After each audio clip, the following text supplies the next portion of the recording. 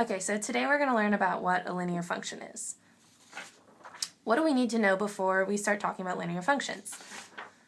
Well, we need to know that on a Cartesian coordinate plane, we need to know how to graph points. So let's try a couple. With A here, we know that we're going to start with our x, y value. So it's going to be x comma y.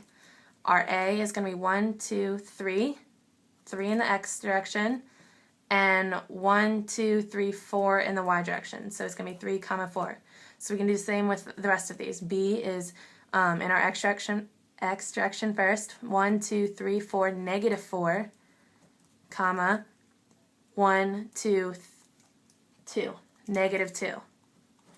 Again, with our C, we're going 0 in the x direction and 0 in the y direction. So that's going to be our origin at the 0, 0.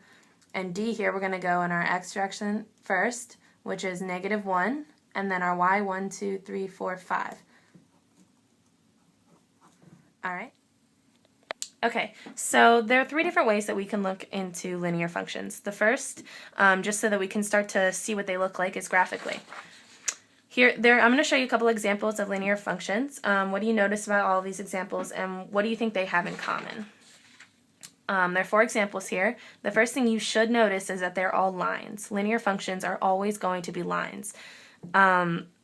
If you want to try and compare these 4 different functions here, or maybe just these 3, we can notice and try and look at them as a steepness. Like, say you're climbing this mountain is going to be harder to climb than, say, this mountain, and definitely harder to climb than this one, which is just a flat surface. Now let's compare them to these.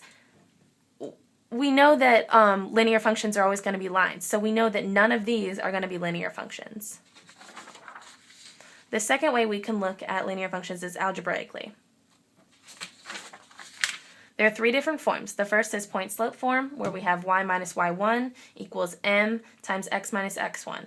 The second is standard form, where we have ax plus by equals c. And the third, which is the one that we're going to be talking about today, is slope-intercept form. This is y equals mx plus b.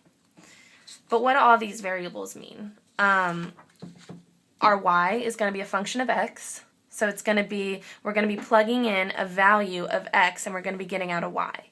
Our m is our slope, it's going to be our rise over run, and our b is our y-intercept. This is always going to be in the form 0 comma b. Looking a little bit more into depth of slope, which was our m from the previous page, we can see Mr. Slopeman. Mr. Slopeman's eyes are going to be the negative slope here. When your line looks something like that, that's when your m is less than 0. Our positive slope is going to be when our m is greater than 0. His nose is the undefined slope. This is when we have no slope. We can't measure slope because we can't rise over 1. There's nowhere for us to go. Our m equals 0 is our 0 slope. This is when the slope is just 0, 0, 0, 0. All right? Let me pause it, I guess. The third way that we can look at linear equations is numerically. We do this by using tables. If we want to graph each point, we can try and plug in values of x like I said before. We have a function of x, so we plug in our values here. I chose these ones because they will fit on my graph, but you can choose any point.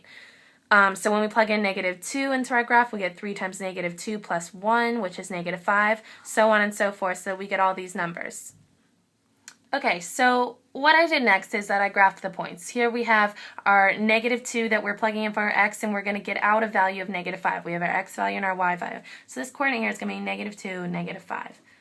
Same for this one, negative 1, negative 2. This one will be 0, 1, so on and so forth until we're done all the points. So that's a 7 there. Okay, so now that we have our line here, we can find our slope.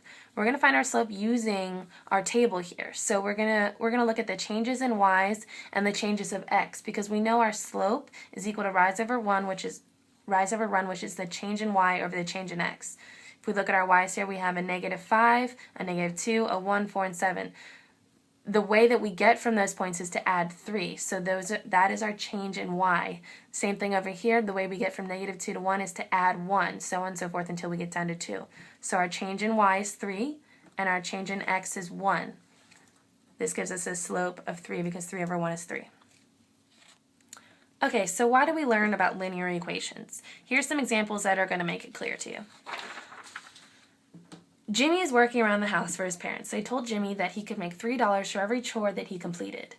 graph the relationship between the number of chores that Jimmy completes on the x-axis versus the amount of money that he'll earn on the y-axis. Then find what the slope is of the money that he's going to make.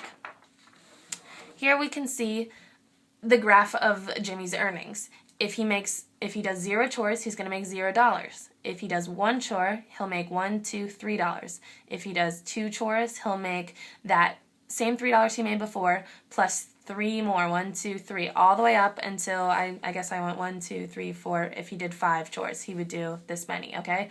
So now we want to try and find the slope. Our slope, as we said before, was rise over 1.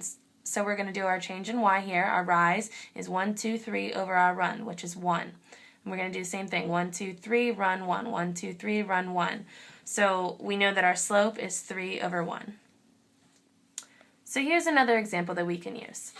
Let's say this equation here is going to be the equation of a side of a mountain. So we want to graph the side of this mountain.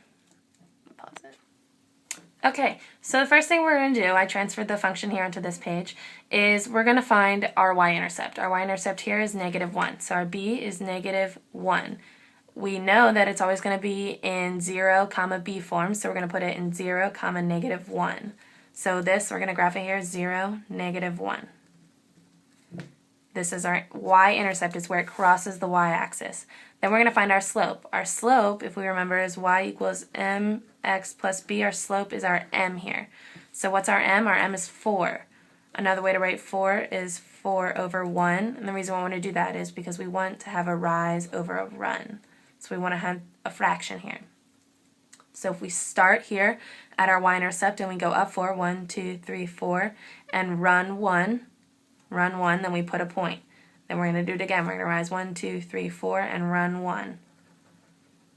Then we're going to draw a nice line, hopefully, through these points. You get the point. And this is going to be the side of our mountain. So if we had both sides, maybe it would look something like this, right? Okay, so what are some of the mistakes that you're going to make? I want to point them out now so that you don't make them in the future.